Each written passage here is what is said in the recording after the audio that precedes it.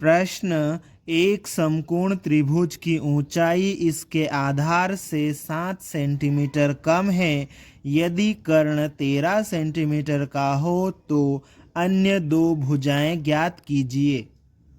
इस प्रश्न में हमें एक समकोण त्रिभुज की ऊंचाई इसके आधार से 7 सेंटीमीटर कम दी है और यदि कर्ण 13 सेंटीमीटर का हो तो अन्य दो भुजाएं ज्ञात करना है। मीन्स इस समकोण त्रिभुज का आधार और लंब हमें ज्ञात करना है। इस प्रश्न को हल करने के लिए हम लिखेंगे हल। माना कि समकोण त्रिभुज का आधार बराबर x सेंटीमीटर। हमने यहाँ पर समकोण त्रिभुज के आधार को x सेंटीमीटर मान लिया है और प्रश्न में क्या बोला गया है कि इसकी ऊंचाई यानी कि लंब इसके आधार से 7 सेंटीमीटर कम है। तब हम क्या लिखेंगे, इसकी ऊंचाई या लंब बराबर x माइनस 7 सेंटीमीटर, यानी ये जो आधार है x, इसमें से 7 कम कर देंगे तो हमें लंब मिल जाएगा। ठीक है, तो आगे हम लिखेंगे तब इसकी ऊंचाई या लंब बराबर x माइनस 7 सेंटीमीटर। ठीक है, इस प्रकार हमने इसका आधार x सेंटीमीटर और इसका लंब x माइनस 7 सेंटीमीटर मान लिया है। ठीक है, और साथ ही हमें दिया है समकोण त्रिभुज का कर्ण बराबर 13 सेंटीमीटर। ठीक है, तो हम इसको भी यहाँ पर लिख लेंगे। अब यहाँ पर समकोण त्रिभुज की भुजाओं की बात हो रही है तो यहाँ पर पाइथागोरस प्रमेय लगेगी। ठीक है, और इसके लिए हम लिखेंगे अब पाइथागोरस प्रमेय से। ठीक है, पाइथागोरस प्रमेय को लिख लेंगे। कर्ण का वर्ग बराबर लंब का वर्ग प्लस आधार का वर्ग। अब हम इस पाइथागोरस प्रमेय में कर्ण, लंब और आधार का मान रखेंगे। ठीक है, कर्ण का मान कितना है, 13 है, तो कर्ण की जगह 13 लिख देंगे और इसका वर्ग बराबर लंब का मान कितना है, लंब का मान x माइनस 7 है, तो लंब की जगह पर x माइनस 7 लिखेंगे और इस पूरे का वर्ग कर देंगे, ये प्लस लगाएंगे। ठीक है, फिर आधार का मान रखेंगे। आधार कितना है, x है, तो x लिखेंगे और इसका वर्ग कर देंगे। ठीक है, आप देखो इसको सोल्व करेंगे हम।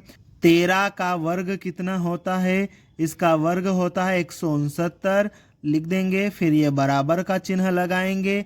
यहाँ पर देखो ये जो दिख रहा हमें a माइनस बी पूरे का वर्ग इस तरह से दिख रहा है। ठीक है, तो a माइनस बी पूरे का वर्ग वाला सूत्र यहाँ पर लग जाएगा। ठीक है, उस सूत्र के हिसाब से क्या होता है, a का वर्ग प्लस b का वर्ग, फिर माइनस, फिर 2, फिर उसके बाद में a, फिर उसके बाद में b। ठीक है, a की जगह हमने x और b की जगह 7 रख दिया और उस सूत्र अप्लाई कर दिया। ठीक है, और ये फिर प्लस लगा देंगे। ठीक है, फिर ये x का वर्ग। ठीक है, आगे और सोल्व करते हैं। ये 169 आ जाएगा, ये बराबर का चिन्ह आ जाएगा। ठीक है, ये x वर्ग है, यहाँ पर भी x वर्ग है, ये 1 और ये 1 कितने हो जाएंगे, 2x वर्ग हो जाएंगे। ठीक है, फिर प्लस ये देखो कितना हो जाएगा, 7 का वर्ग कितना हो जाएगा, 49 हो जाएगा, फिर माइनस 2 का गुणा 7 में करेंगे 14 और x, तो कितना हो जाएगा, ये 14x हो जाएगा। ठीक है, अब हम क्या करेंगे, इन सब को बराबर के चिन्ह के उधर से उठाकर इधर लाएंगे। ठीक है, उधर ये सब के जो भी चिन्ह हैं इधर आएंगे तो चिन्ह बदल जाएगा। ठीक है, तो इसको उठाकर लाएंगे तो उधर ये प्लस का है, इधर आएगा तो माइनस का हो जाएगा। ठीक है, ये जो 14x से उधर माइनस का इधर आएगा तो प्लस का हो जाएगा। ठीक है, और ये 49 उधर प्लस का है, इधर आएगा तो माइनस का हो जाएगा। ठीक है, और ये प्लस 169 और बराबर के उधर क्या बचेगा, 0। ठीक है, अब देखना यहाँ पर थोड़ा सा और सोल्व करेंगे तो ये तो ऐसा ही आ जाएगा। माइनस 2x का वर्ग प्लस 14x ऐसा ही आ जाएगा। ठीक है, माइनस 49 प्लस 169 कितना हो जाएगा? ये हो जाएगा प्लस का 120 और बराबर 0। अब यहाँ पर देखो, ये 2 के पहाड़े में आएगा। ठीक है, ये भी 2 के पहाड़े में आएगा और ये सम संख्या है तो 2 का भाग चले जाएगा। ठीक है, तो हम क्या करेंगे, इस पूरे समीकरण में 2 का भाग देंगे। इसके लिए हम लिखेंगे दोनों पक्षों में 2 का भाग देने पर। ठीक है, तो इसके दोनों पक्षों में 2 का भाग देंगे। 2 का भाग देंगे तो कितना हो जाएगा? 1 हो जाएगा। 1 का गुणा करेंगे तो वापस से यही आ जाएगा, माइनस x का वर्ग प्लस इसमें 2 का भाग देंगे तो ये 7x हो जाएगा, प्लस इसमें 2 का भाग देंगे तो ये प्लस का 60 हो जाएगा और बराबर 0 में 2 का भाग देंगे तो 0 ही आएगा। ठीक है, अब देखो ये जो हमारे पास में द्विघात समीकरण आया है, इस द्विघात समीकरण का पहला पद ऋणात्मक है, माइनस का है। ठीक है, तो इसको हम सोल्व करेंगे ना तो ये थोड़ी सी हमें तकलीफ देगा। ठीक है, तो क्या करेंगे, हम इस पूरे समीकरण के चिन्ह बदलेंगे। इसके लिए हम लिखेंगे चिन्ह बदलने पर। ठीक है, और उसके बाद में इस पूरे का चिन्ह बदल देंगे। ठीक है, जिसका चिन्ह प्लस का है उसका माइनस का हो जाएगा और जिसका चिन्ह माइनस का है उसका चिन्ह प्लस का हो जाएगा। ठीक है, तो देखो इसका चिन्ह माइनस का है तो ये प्लस का हो जाएगा x वर्ग। इसका चिन्ह देखो प्लस का है तो माइनस का 7x हो जाएगा। ये 60 का चिन्ह प्लस का है तो माइनस का हो जाएगा। ठीक है, और ये बराबर और बराबर के उधर 0। ठीक है, इस प्रकार से हमने दिए गए प्रश्न की सहायता से एक द्विघात समीकरण बना लिया है। अब हमें इस द्विघात समीकरण को हल करना है और द्विघात समीकरण को हल करने के लिए हम गुणनखंड विधि का प्रयोग करेंगे। और जब हम गुणनखंड विधि से द्विघात समीकरण को हल करते हैं तो उस द्विघात समीकरण के 2 खंड मीन्स 2 टुकड़े करते हैं और उस द्विघात समीकरण के 2 टुकड़े करने के लिए हमें बीच वाले पद यानी कि मध्य पद के 2 टुकड़े करने होते हैं। मध्य पद को हमें बांटना होता है। ठीक है, और मध्य पद को बांटने के लिए मध्य पद के अड़ोस और पड़ोस में जो संख्याएं होती है उनको हमें लेना होता है। ठीक है, तो हम क्या करेंगे, यहाँ पर एक रफ पेज लेंगे। ठीक है, इस तरह से आप देखो 7x को हमें बांटना है, 7x को हमें तोड़ना है। तो 7x का पड़ोसी कौन है? x वर्ग। x वर्ग के साथ में गुणा में कितना लिखा हुआ है? कुछ नहीं दिख रहा है, मतलब इसके गुणा में कितना लिखा हुआ है?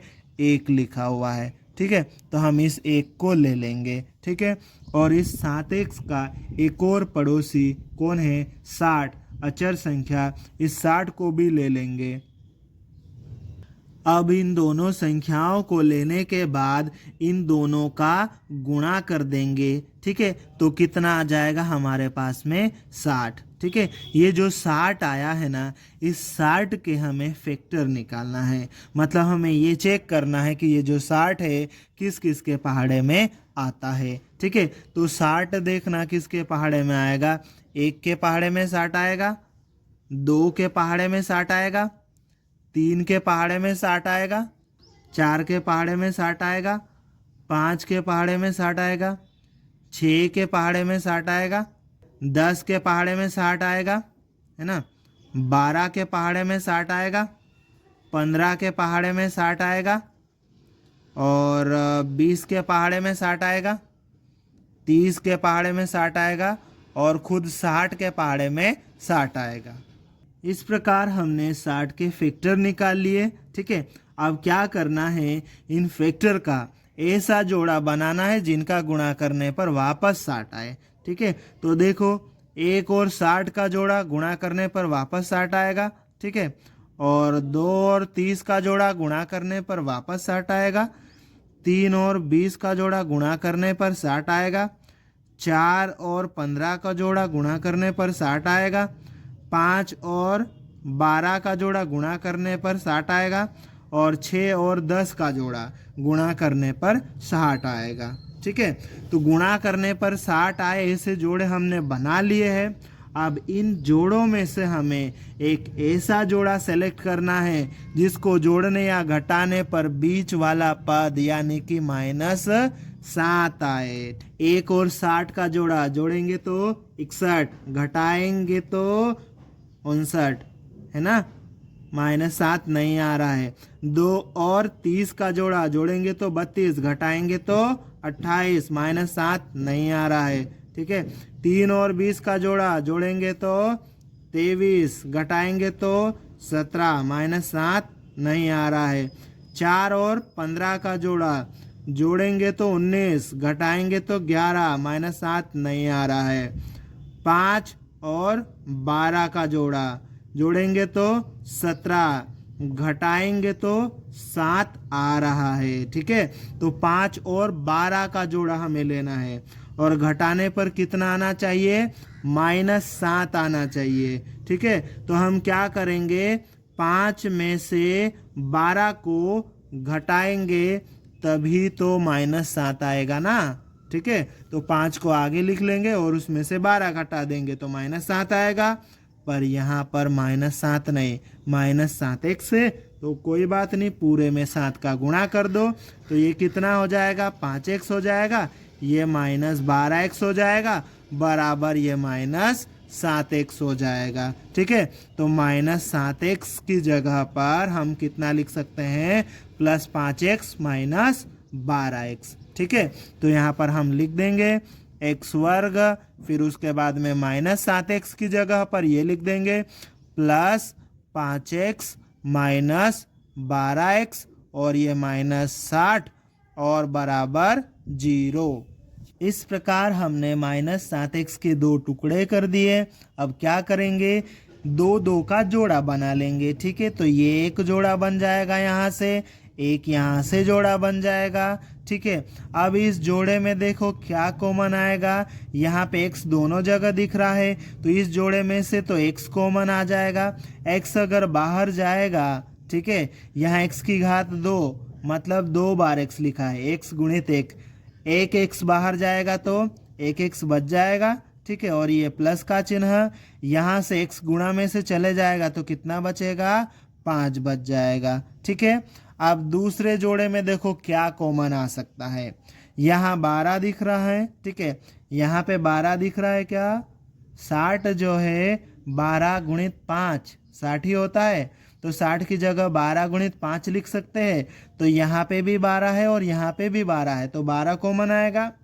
और यहाँ ये माइनस का है, यहाँ पे भी माइनस का है, माइनस भी कॉमन ले लेंगे। ठीक है, तो यहाँ से -12 कॉमन लेंगे हम। ठीक है, तो अंदर क्या बचेगा, ये सिर्फ x बचेगा यहाँ पे, और -12 लेंगे तो ये प्लस का x बच जाएगा।